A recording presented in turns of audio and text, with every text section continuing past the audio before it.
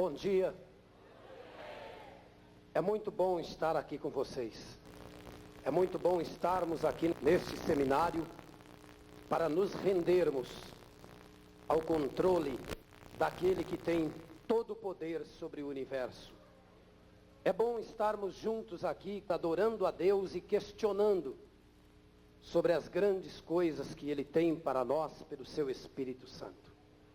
Seminários como este são oportunidades singulares na vida dos homens e mulheres de Deus. Deus nos permite participar de eventos assim, para nos instruir, para nos educar, para nos aperfeiçoar, para fazermos a sua obra com mais graça, com mais sabedoria, com mais eficiência e com uma influência mais convincente lá fora no mundo onde nós temos que brilhar por Jesus Cristo. É uma alegria para mim estar aqui ao lado de tantos homens e mulheres de Deus que Ele levantou aqui neste grande estado de Minas Gerais e nesta grande e bonita capital de Belo Horizonte. Ontem eu dizia, pregando lá em São Paulo, que às vezes eu estou pregando lá na selva amazônica, num barquinho na beira do rio. Às vezes eu estou numa colônia de leprosos, onde pessoas não têm mais dedos nas mãos e às vezes nem nariz porque a lepra já comeu. Mas às vezes eu estou pregando em qualquer outra grande cidade do mundo onde Deus nos chama e precisa de nós. E assim é com todos vocês. Nós somos servos para obedecer e para ir onde quer que o Senhor nos chame ou nos envie e fazermos a sua santa vontade. Tenho tido o privilégio de ver o que Deus está fazendo aqui. Sou um grande admirador do vosso trabalho e das vossas conquistas. Mas eu acho que nós sempre temos muito a aprender e temos uma longa caminhada a percorrer na nossa trajetória de servir a Deus enquanto estamos aqui neste mundo. Eu sou um defensor da Igreja de Deus e das responsabilidades dos cristãos. E eu me preocupo como pregadores, líderes, homens e mulheres de Deus interpretam a sua própria missão e a sua própria responsabilidade. Eu quero falar sobre transformados pelo Espírito para servir e agradar a Deus. Quero falar sobre aquilo que Deus quer fazer em nós, como indivíduos, como comunidade e como nação. Em primeiro lugar, eu quero meditar sobre o nosso oferecimento, a nossa entrega a Deus. Em segundo lugar, eu quero falar sobre a nossa não conformação. Em terceiro lugar, eu quero falar sobre a nossa transformação. Esses 3 pontos são fundamentais para meditarmos e refletirmos neste momento. Em primeiro lugar, eu quero questionar e perguntar a nós, como pregadores, como líderes de igreja, como homens e mulheres que têm responsabilidade de liderar, diante de tudo que Deus fez por nós em Jesus Cristo, como será que Deus quer que vivamos? Diante de tudo que Deus fez por nós, quanto será que Ele já fez em nós, através de Jesus e do Espírito Santo? Existirá um padrão a ser seguido? Um modelo a ser imitado? Haverá algum paradigma que sirva como referencial para aqueles que querem acertar e precisam acertar no seu intento e na sua pretensão de agradar a Deus e de fazer a coisa certa, como Deus quer que seja feito neste reino? Haverá alguma orientação segura a seguir? Se Deus continua a trabalhar em nós através do seu Espírito, quanto, que tanto Ele já fez em nós? Quanto nós já progredimos? Onde Deus quer chegar? E agora o mais importante, onde será que Ele quer que nós cheguemos nesta caminhada que tem que ser progressiva? O apóstolo não usa a expressão que nós vamos indo de glória em glória. Questionamentos são fundamentais para nos levar à reflexão. Qual a nossa responsabilidade e como podemos cooperar com Deus no seu processo de transformar, de nos transformar a nós mesmos e nos aperfeiçoar para cumprirmos o seu propósito, ou para que Ele cumpra o seu propósito através de nós, usando-nos para ajudá-lo a transformar o mundo. Como é que nós podemos cooperar com Deus?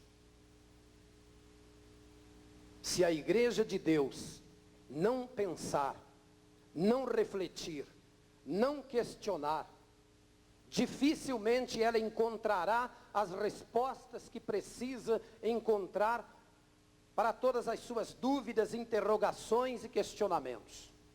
Eu acredito que só mulheres e homens transformados pelo Espírito Santo podem ser usados por Deus para ajudá-lo a transformar o mundo e atrair pessoas ao Senhor Jesus Cristo. Eu acredito nisso de todo o meu coração. O Espírito Santo de Deus precisa fazer primeiro em nós, qualquer coisa que Deus queira fazer em outros através de nós. É uma farsa, é uma ilusão pressupor que Deus possa fazer ou deva fazer nos outros, através de nós, aquilo que Ele não conseguiu ainda fazer em nós mesmos. Então Deus precisa trabalhar em nós.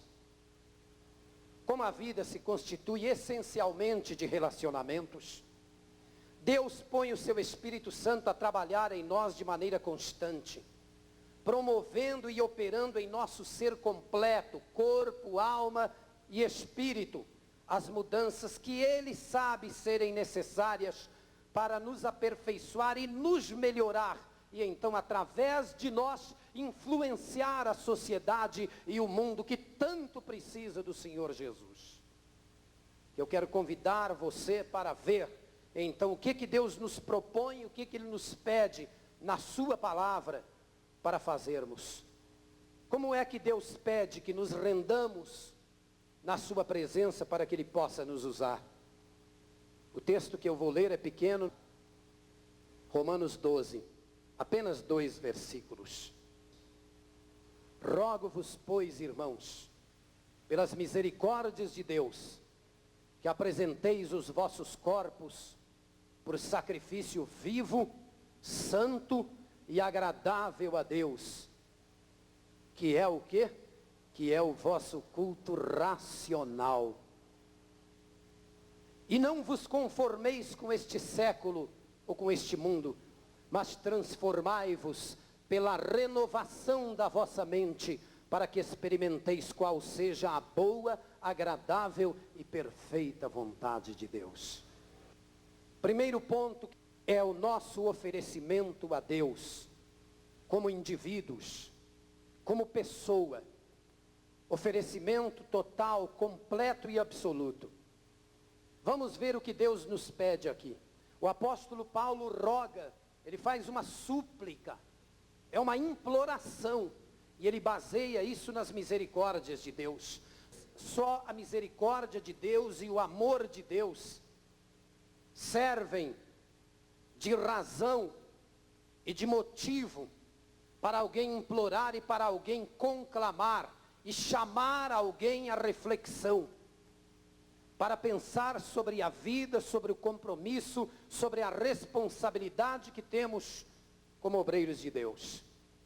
Em primeiro lugar, é isso que Deus nos pede, que nos ofereçamos a nós mesmos como sacrifício vivo, santo e agradável a Deus. Eu quero falar sobre esta oferta que Deus pede. Parece que o Senhor Jesus instituiu uma nova ordem, um novo tipo de sacrifício. Vocês conhecem a ordem do sacerdócio levítico. Vocês conhecem o livro de Hebreus, onde o apóstolo, de uma maneira extraordinária, discorre sobre as responsabilidades do sacerdote, sobre a expiação, sobre o compromisso de oferecer sacrifício primeiro por si mesmo e depois então pelos pecados do povo.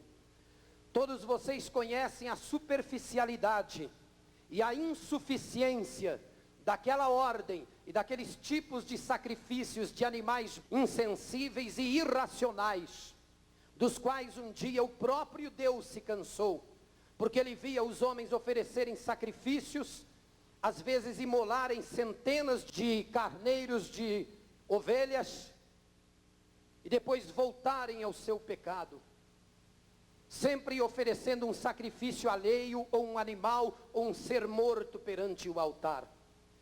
Agora o Senhor Jesus vem e oferece-se a si mesmo como um sacrifício diante de Deus. E Jesus faz a expiação pelos nossos pecados, o véu do templo se rasga, Cristo abre o caminho e a separação entre o lugar santo e o lugar santíssimo, e Cristo nos introduz de maneira gloriosa e vitoriosa à presença do Pai. E então ele nos mostra que através dele, do seu sangue, do seu nome, da sua graça poderosa, que nós temos entrada na presença do Todo-Poderoso. Mas Cristo mostra também através dos seus ensinos que há uma grande semelhança entre eles e essas coisas extraordinárias que o apóstolo Paulo fala aqui no capítulo 12, 13 e 14 de Romanos. Vocês vão ver a grande semelhança desse ensinamento de natureza ética, de natureza moral, onde tudo fala de vida. Vocês vão ver que quando Jesus ensina sobre os homens abandonarem tudo e segui-lo, vocês vão ver que Jesus implica de uma maneira muito clara e muito séria, que segui-lo significa abandonar o mundo, abandonar o pecado, abandonar a imoralidade, abandonar a mentira, abandonar a corrupção, abandonar a indecência e nos rendermos por completo àquele que nos chamou e nos comissionou para a sua obra. Então aqui ele está pedindo que nós nos ofereçamos a nós mesmos. Misericórdia quero e não sacrifício, diz o Senhor. Misericórdia quero e não sacrifício. E é muito melhor obedecer do que sacrificar. O único sacrifício humano que Deus aceita é uma rendição absoluta de corpo, alma e espírito no altar do Todo-Poderoso. Nenhuma outra forma de sacrifício humano será aceito por Deus, porque qualquer outro sacrifício já foi substituído pelo próprio Senhor Jesus Cristo. Mas deste sacrifício humano Deus não abre mãos, pastores, mulheres e homens de Deus. Deus não abre mão do sacrifício real, do sacrifício vivo, do sacrifício pessoal, de vidas rendidas sobre o altar da santificação. Santificai-vos, porque esta é a vontade do Senhor, e sem a santificação ninguém verá o Senhor. Vocês querem ver milagres, querem ver maravilhas? Santificai-vos, porque o Senhor fará maravilhas no meio de vós. Mas Deus quer ver vidas rendidas sobre o altar. Eu rogo, eu suplico. A igreja está vivendo um momento decisivo da sua história na década deste século. A igreja está sendo provada e testada. O mundo está olhando de luneta, de binóculo para a igreja. O mundo está procurando pecado, mancha, imoralidade, corrupção na vida da igreja e dos homens de Deus. E às vezes, além do mundo dos jornalistas, existem até alguns pastores corruptos e indecentes, ou às vezes obreiros insensíveis e irresponsáveis, que alimentam e fomentam o fuxico, a indecência e a maledicência no meio do próprio povo de Deus, ou então toleram essas coisas na igreja. Às vezes fazendo invenções e calúnias, falsos testemunhos, que é pecado contra o nosso Deus. Mas a igreja está sendo olhada pelo mundo. E o povo de Deus, antes de pregar com palavras, há que se manifestar com a autoridade de uma vida limpa, de um testemunho irrepreensível, que eram as qualidades exigidas até para um diácono, quanto mais para pastores, pastoras, pregadores e pregadoras do Senhor. Eu rogo que vocês ofereçam os vossos corpos como um sacrifício vivo, santo e agradável a Deus. É o corpo, irmãos, é o corpo também. Antes, nesse mesmo livro, o apóstolo Paulo recomenda para que não emprestemos os nossos membros ao pecado, para que não nos unamos em julgos desiguais, porque não há comunhão entre a luz e as trevas, entre o pecado e a santidade. Ele roga para que vivamos uma vida santa, e é isto que representa os pilares básicos e a sustentação da igreja de Deus. O Espírito Santo está conosco, Jesus está conosco, os dons estão conosco, os ministérios gloriosos e maravilhosos estão conosco, mas não operam se não forem vidas santas rendidas sobre o altar da santificação. A igreja está cansada de hipocrisia e de mentira, e o mundo muitas vezes diz: eu não quero essa igreja, e eu não quero esse evangelho, e eu não quero esse Jesus. Vidas transformadas, vidas limpas. Quando somos luz do mundo e sal da terra, nossa vida e nosso testemunho brilham para Cristo. E o mundo se sente atraído por nós, pelo Cristo que vive em nós, pelo Cristo que brilha em nós. Eu trago em mim as marcas do Senhor Jesus, dizia o apóstolo Paulo.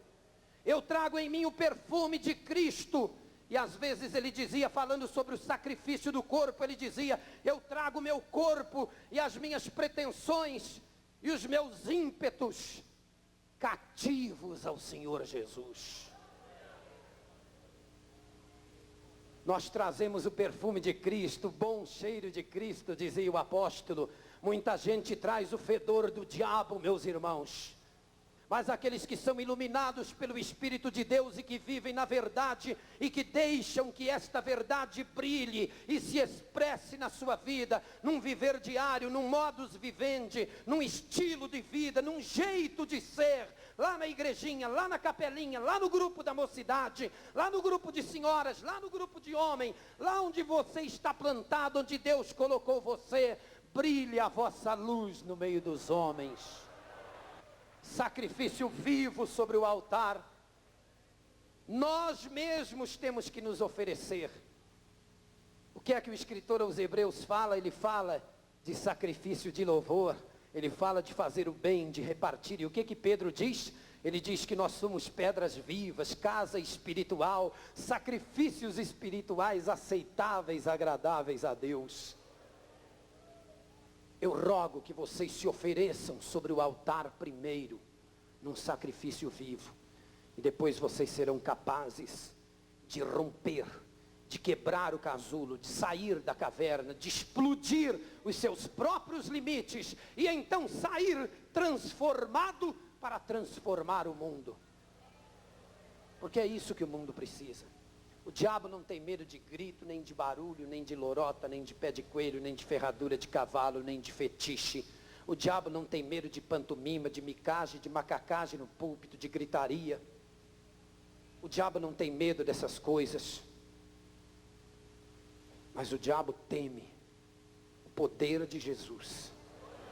O poder do Espírito Santo traduzido em forma de vida. Isso ele teme. Isso ele teme. Amados, nós somos representantes de uma nova ordem. Na ordem antiga, Deus aceitava o sacrifício de um animal. Mata um boi, mata 1000 bois. Você pode ter fazenda e matar 1000 bois e oferecer sacrifícios, como Saul quis fazer, tentando enganar a Samuel. Mas o Samuel dizia: que mugidos são esses nos meus ouvidos, e que balidos são esses que vêm, que o vento traz. Senhor, profeta, eu separei animais para fazer um sacrifício ao Senhor. Não é isso que o Senhor quer.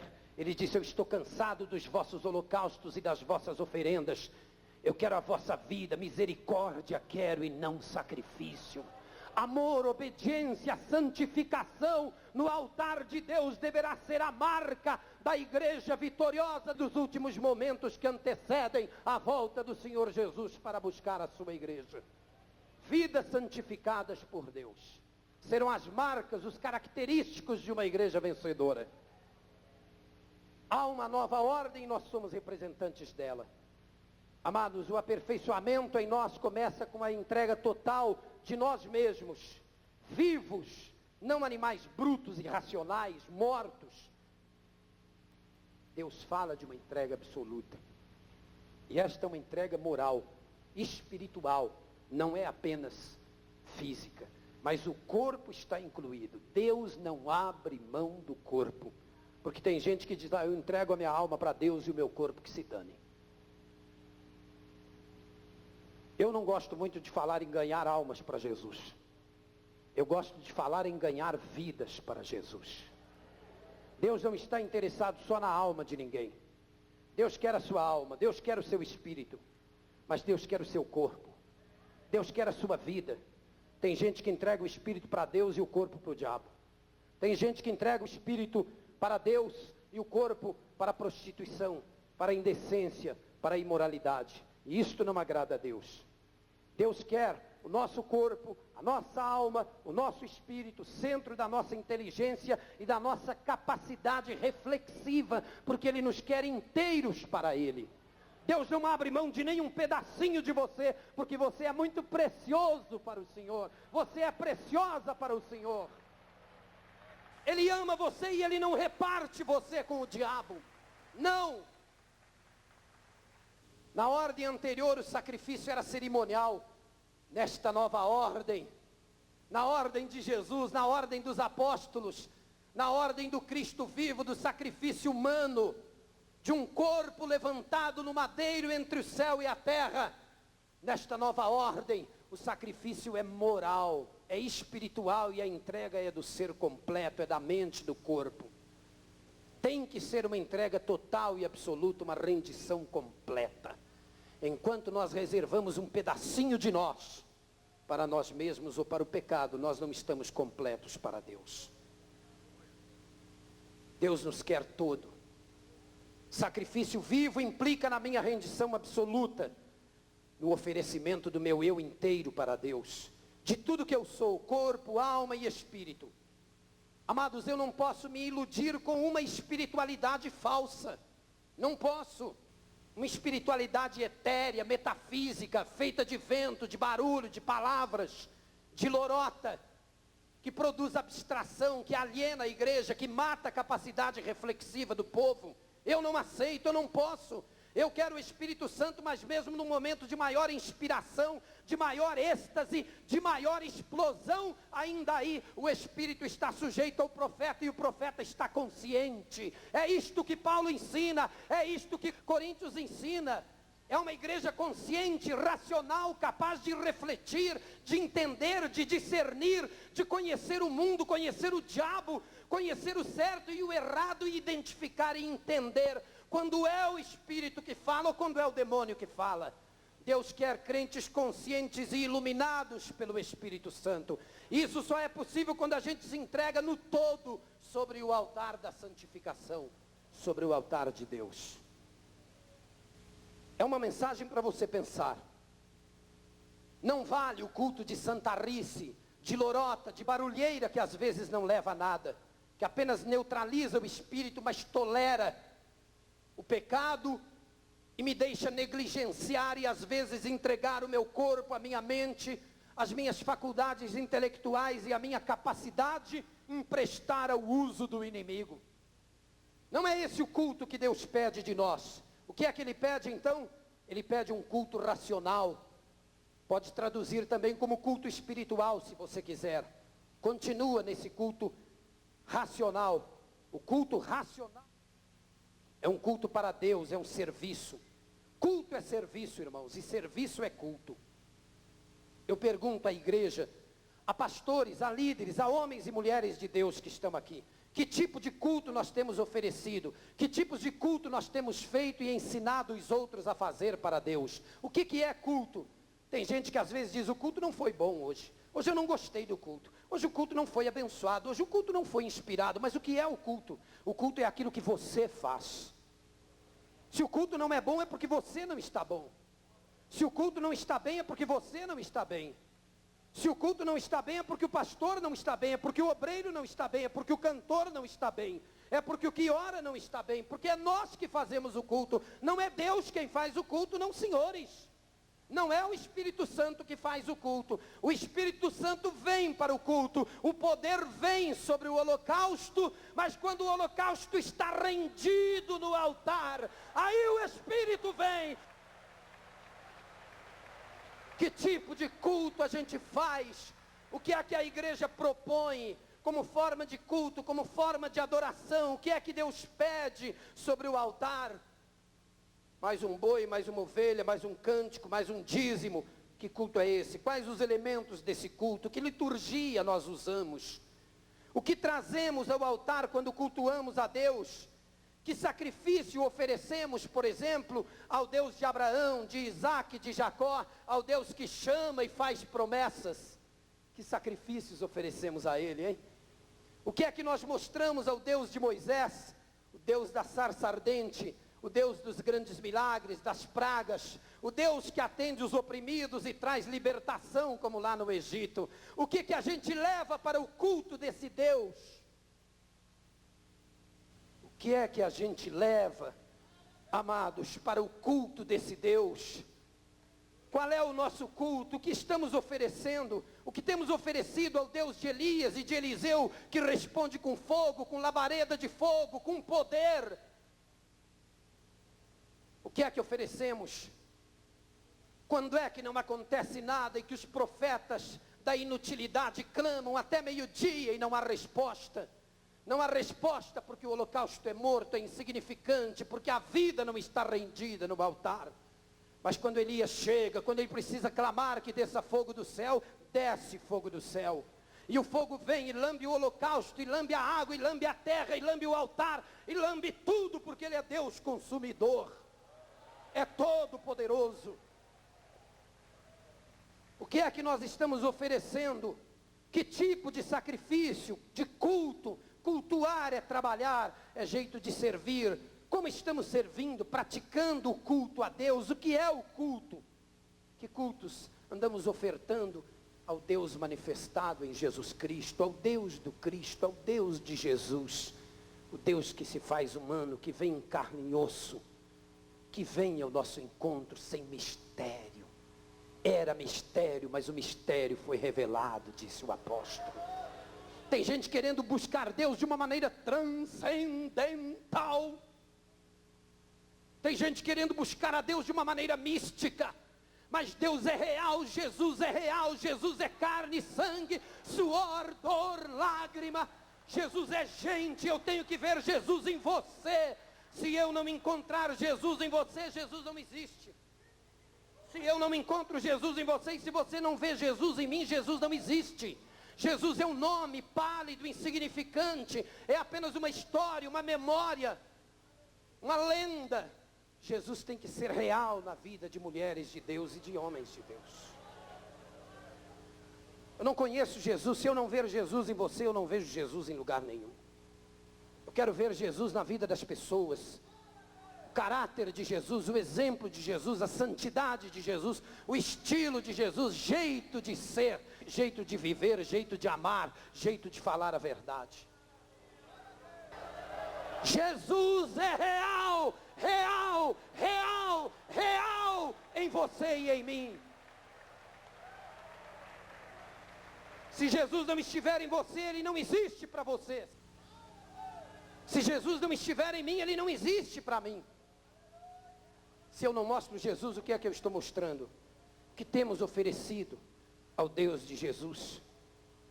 Que tipo de culto é o de Paulo e dos apóstolos? Que tipo de culto deve ser o nosso? O que estamos fazendo nas igrejas? Será que estamos oferecendo o melhor? Estamos oferecendo mesmo o melhor? Qual é o melhor para Deus?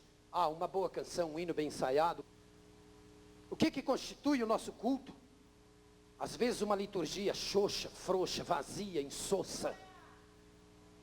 cânticos mal compostos, mal ensaiados, mal cantados, pregações levianas, pantomima, representação vazia, forma sem conteúdo, pregação sem razão, sem racionalidade, sem inteligência, cabeça sem miolo, pregação irracional que não ensina, que não esclarece, que não educa, que não forma, que não firma, que não amadurece o crente para resistir o mundo, o diabo, as provações, as tentações, as heresias, a nova era, as mentiras do mundo.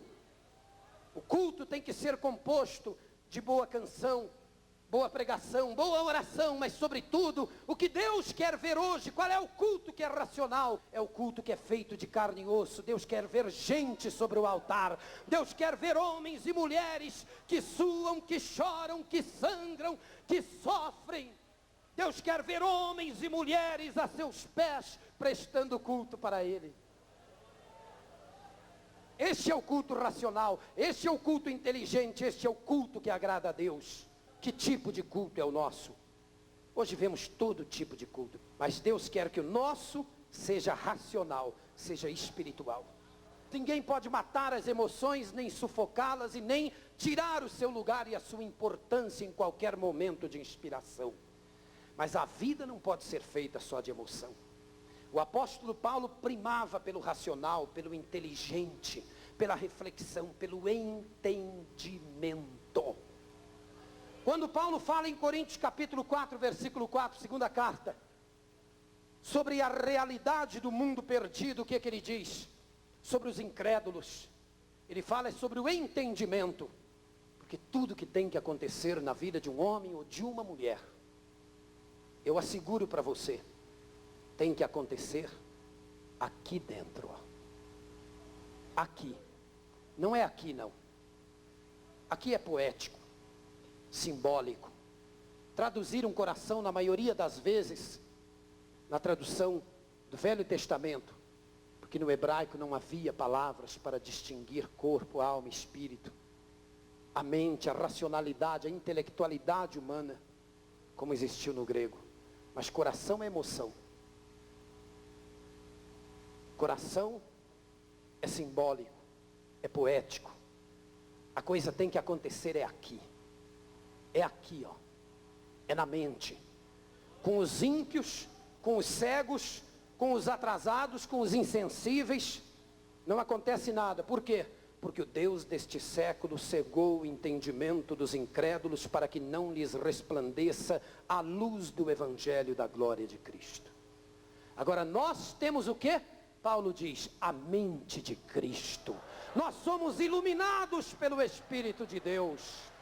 E o nosso culto tem que ser um culto inteligente, um culto racional, um culto de reflexão, um culto de aprendizado, um culto onde o crente entra, aprende, ouve o Evangelho, entende a mensagem, muda de vida e passa a testemunhar de Cristo com inteligência e com sabedoria, não apenas com emoção e com barulho.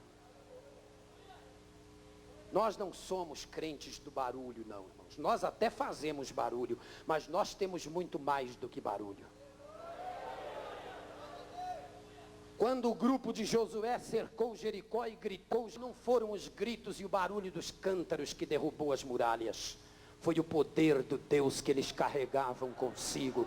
É o poder do Espírito que você carrega dentro de você, entronizado em você, sentado no trono do seu coração. É Ele que faz milagres, é Ele que faz maravilhas, que transforma vidas, que anula cacuetes, que liquida com traumas, que cura memórias, que sara, que limpa, que passa a mão lá dentro de você assim, e raspa, e tira tudo que não presta, e limpa você e transforma você. É o Espírito Santo da verdade. Mas é esse Espírito que anda com aqueles que prestam um culto racional e inteligente para Deus. Hoje, o culto deve ser feito por criaturas racionais e inteligentes, rendidas no altar do Senhor. Há cultos levianos, superficiais, que mais parecem lisonjas vazias, verdadeiras aberrações, onde muitas vezes exaltam apenas os homens e bajulam certas personalidades. Outros cultos há, que são grosseiras manifestações do desconhecimento da natureza e do caráter de Deus, que são fruto da pura displicência e do desleixo espirituais. Mas cada um dá aquilo que tem. E muitos de nós, para dar mais e para dar melhor, nós precisamos primeiro aprender. E Deus está sempre a nos ensinar, e a sua palavra está cheia de diretrizes básicas, claras, conscientes, orientadoras, daquilo que Deus é e daquilo que Ele quer que nós façamos para Ele, para podermos agradá-lo e servi-lo melhor. Há muitos cultos displicentes e relaxados, verdadeiras pantomimas, pregações insossas, vazias, que falam e não dizem nada para o povo. Por que tem igreja que está ficando vazia? Porque o povo vai cansando do nada, vai cansando da farofada, vai cansando daquela conversa mole de gente que não estuda, que não reflete, que não pega um livro para ler, que não lê as escrituras, que não consulta um comentário, nunca lê o jornal, que nunca lê nada, que só fica lendo a Bíblia, mas nem a Bíblia não conhece, porque não conhece a linguagem original, porque não se esforça para conhecer mais, não assiste seminário como vocês estão fazendo aqui. Vocês estão sendo esclarecidos, iluminados, desafiados, provocados. E a vida de vocês tem que virar do lado do avesso e tem que mudar. E a gente tem que explodir e romper e rebentar os limites. E fazer a obra de Deus com inteligência e com sabedoria. É isto que Deus espera desta nova geração. E eu espero, e eu digo isso aqui como um líder da igreja no Brasil. Conheço a igreja brasileira e eu quero pedir ao Todo-Poderoso que esta nova geração seja melhor do que a sua e a minha. Que esta nova geração seja mais esclarecida, mais iluminada, mais abençoada, mais culta, mais sábia, mais poderosa, mais preparada por Deus, porque vocês vão precisar disso. Quem vai assumir a igreja do amanhã? Quem? Estamos treinando líderes, estamos transferindo coisas boas, estamos educando os mais novos, temos a coragem de passar o cajado, de deixar o jovem crescer, de deixar a mulher destacar o seu ministério, o homem crescer. Estamos ensinando, estamos educando, somos racionais, somos inteligentes no serviço para Deus. Nós estamos fazendo a obra para entregar a igreja para a próxima geração sem temor. Estamos, senhores do conselho, senhores da igreja, senhoras, chamados pelo Senhor, responsáveis por educar, mas educar com o exemplo, com a vida, com a santidade que não pode ser minada. Você tem que ser tão santo que se jogarem lama em você não pega, porque você é santo de Jesus.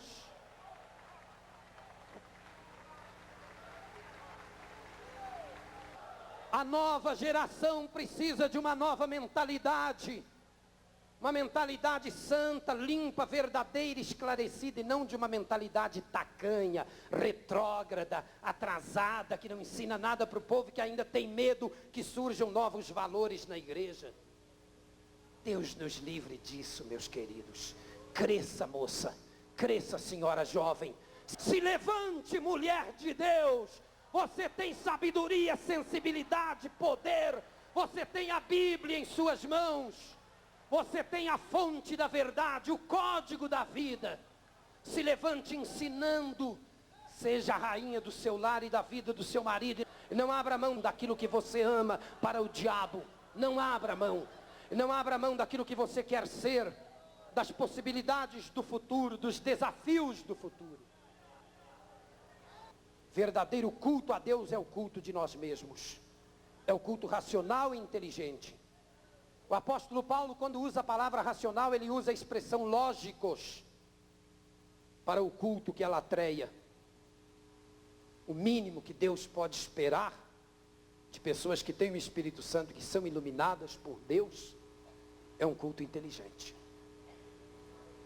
É um culto que agrade o mundo, que atraia o mundo, que atrai as pessoas vazias, sem Jesus.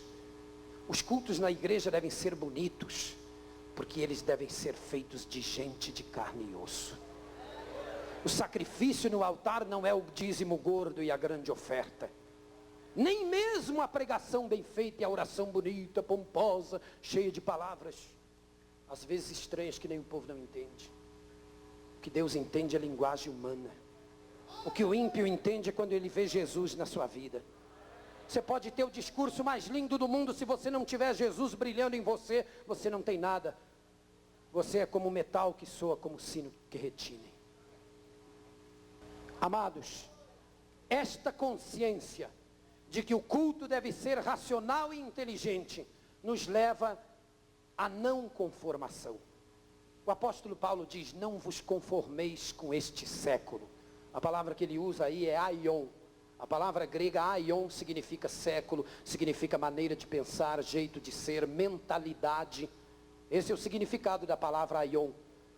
Significa uma era, significa uma maneira de pensar, uma cultura, uma influência que varre o povo. E o que é que varre o povo hoje? Vamos olhar isso em 3 dimensões. Na pessoal, na comunitária e na nacional. Podemos nos conformar com a realidade que nos cerca, com o contexto em que estamos inseridos nos dias de hoje. Você pode se conformar com uma igreja pacata, uma igreja atrasada, uma igreja que não evangeliza, que não investe em educação, uma igreja que não prima pelo melhor. Você pode se conformar com uma igreja que alimenta a imoralidade, que incentiva a corrupção. Você pode se conformar com certas realidades que nos cercam em determinadas situações da vida. Não vos conformeis. Se conformar significa entrar na forma. Os homens fizeram uma forma e nos meteram dentro dela. Empurraram, pisaram com o pé e tamparam e dizem, vocês têm que andar assim. Mas o Espírito Santo é criativo, é rico, é poderoso. E Ele nos dá criatividade, sabedoria, inteligência, racionalidade, a mente de Cristo para pensar e não se conformar. E quando você não se conforma, você arrebenta com a forma e com a forma. Rompa a forma, rompa os limites, quebre os grilhões que lhe aprisionam. Saia para ser um grande pregador, uma grande pregadora. Um ministro labareda de fogo, mas fogo de verdade, fogo de poder e fogo de vida santa. Este é o culto racional que não produz conformação. Irmãos, o que gera conformação e acomodação? É a incapacidade de refletir. A maioria das pessoas não pensa, a maioria das pessoas não reflete, a maioria das pessoas não usa a cabeça. Quando Einstein morreu, os médicos, tão curiosos com a sumidade de inteligência que ele era, pegaram o cérebro dele, fizeram um exame, uma análise e compararam o cérebro do Einstein com o cérebro de um idiota. Ficaram extraordinariamente surpresos quando descobriram que o cérebro do Einstein era exatamente igual ao cérebro de um idiota. Fisicamente, o miolo, os neurônios, a massa cinzenta, a massa encefálica era exatamente igual. O tamanho, o peso do cérebro do Einstein era igual ao cérebro de um idiota. Mas na vida houve toda a diferença. Qual era a diferença? A grande diferença é que o Einstein usava o dele. E um idiota não usa. O idiota não usa, não pensa, não reflete. Às vezes nós somos medíocres porque nós não pensamos. E nós deixamos as pessoas nos dominarem, a cultura nos dominar, o mundo nos dominar, nos sufocar, nos bitolar, nos colocar tapa-olhos, apagar a nossa mente, sufocar a nossa racionalidade, neutralizar a nossa capacidade pensante. Nós precisamos pensar para Jesus, refletir para Jesus. Nós precisamos usar a mente, usar a cabeça. E é por não nos conformar que nós somos capazes de nos transformar. Transformai-vos. Transformai-vos. O que você acha desse vos aí? O que você acha desse vos? Ele é pronome reflexivo. Ele diz transformai e aí joga a coisa de volta para você. Vos. Quem tem que se transformar é você. Ah não, pastor, é o Espírito Santo. Eu quero dom, quero ministério, quero poder, quero fogo, quero isso, quero aquilo. Mas ele está dizendo transformai-vos. Agora Paulo implica e deixa muito claro que é quando o Espírito de Deus está em nós, que nós temos a capacidade de romper com as limitações e de nos transformar. É só quando o Espírito de Deus está em nós, é só quando nossa vida está rendida no altar, que nós podemos explodir, quebrar os grilhões, quebrar as paredes, os limites, sair para fora e nos transformar. Transformai-vos pela renovação de quê? Da vossa mente. Sua mente tem que ser renovada. Agora sim, meu querido irmão, quem renova é o Espírito Santo, é o dom, é o poder de Deus que opera na vida rendida sobre o altar. É o Espírito Santo que opera. Transformai-vos pela renovação da vossa mente. Renovação verdadeira não é feita apenas de barulho, de espiritualidade falsa, de ataques de histerismos e de manifestações malucas que não deixam nada, que não alcançam graça nem bênção verdadeira e que não conseguem mostrar transformação de vida. Renovação é Deus vivendo em nós, é Cristo entronizado no nosso coração, é o nosso corpo transformado em templo do Espírito e a nossa mente transformada e iluminada como uma mente santa, como a mente de Cristo. A mente opera assim. Os processos que levam à renovação. Primeiro, o indivíduo usa a percepção, mas a percepção, embora seja importante, é uma capacidade muito ilusória. Geralmente as conclusões são enganosas. Depois vem a razão, é o segundo passo nesse processo evolutivo de desenvolvimento e de aperfeiçoamento da mente e da capacidade reflexiva do ser humano, tão necessária numa igreja como a nossa. Uma igreja que precisa pensar mais, que precisa refletir, que precisa crescer, que precisa ter estrutura, tutano, que precisa ter medula, que precisa ter coluna, que precisa ter vida, que precisa ser sólida, inabalável, firmada na rocha para resistir a todos os ataques do inimigo. Terceiro passo, depois da razão. A razão é mais profunda do que a percepção dos sentidos. Terceiro vem a intuição, que as mulheres têm muito e é verdade. As mulheres são muito intuitivas e muito sensíveis. E na maioria das vezes percebem muito mais do que os homens. O pastor que tem uma verdadeira esposa tem uma grande companheira ao seu lado. Parabéns às mulheres de Deus, conscientes da sua responsabilidade. Por que que a intuição é importante? Porque a intuição vai mais fundo. Olha aí.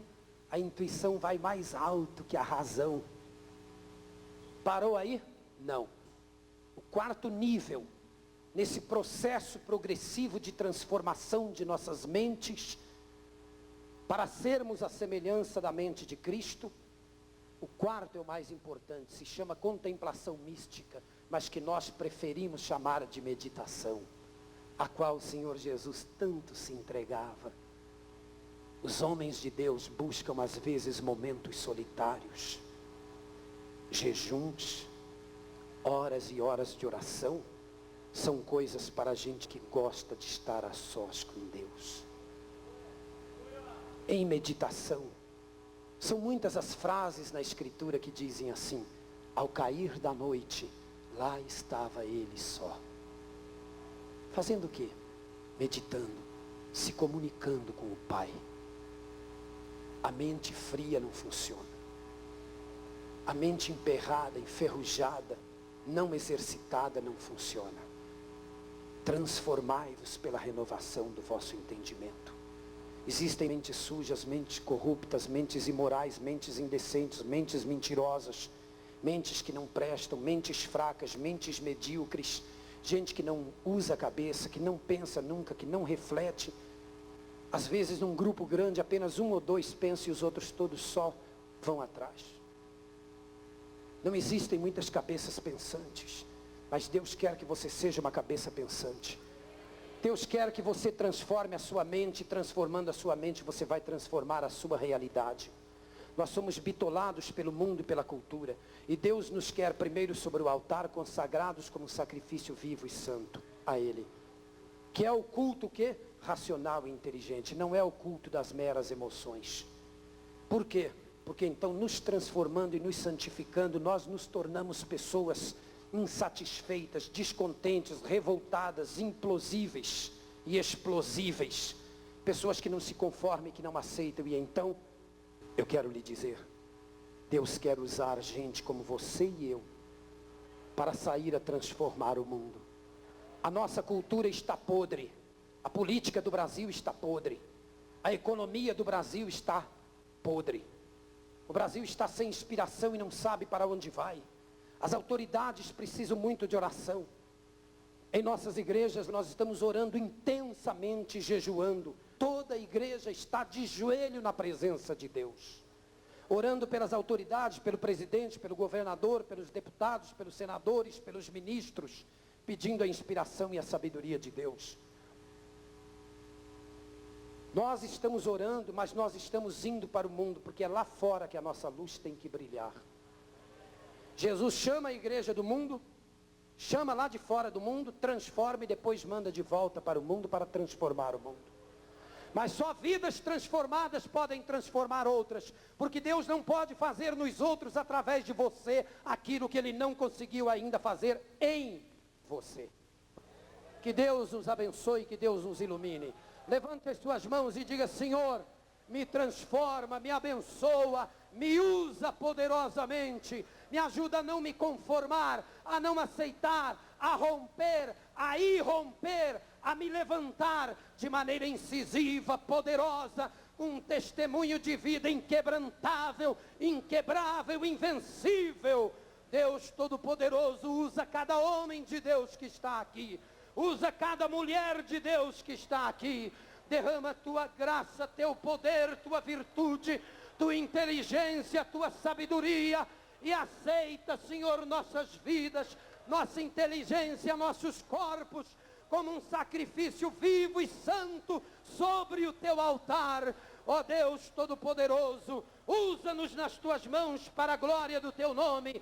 Transforma a igreja, transforma esta nova geração, unge esta nova geração, usa esta nova geração, abençoa esta nova geração, dá poder, da graça, da sabedoria, da inteligência, da virtude, da intuição, reflexão, sensibilidade e o poder supremo do Espírito da verdade.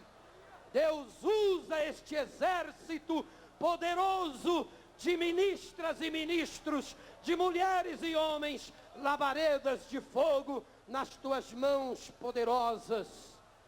Glória, glória, glória ao teu santo nome, Senhor. Amados, eu quero agradecer a Deus pelo privilégio, pela oportunidade de estar com vocês. Foi uma alegria muito grande. Eu sou pastor da primeira igreja quadrangular de Manaus, mas é sempre uma alegria vir a Belo Horizonte, neste seminário tão abençoado, e ver vocês. Ofereça-se para Deus, não se conforme,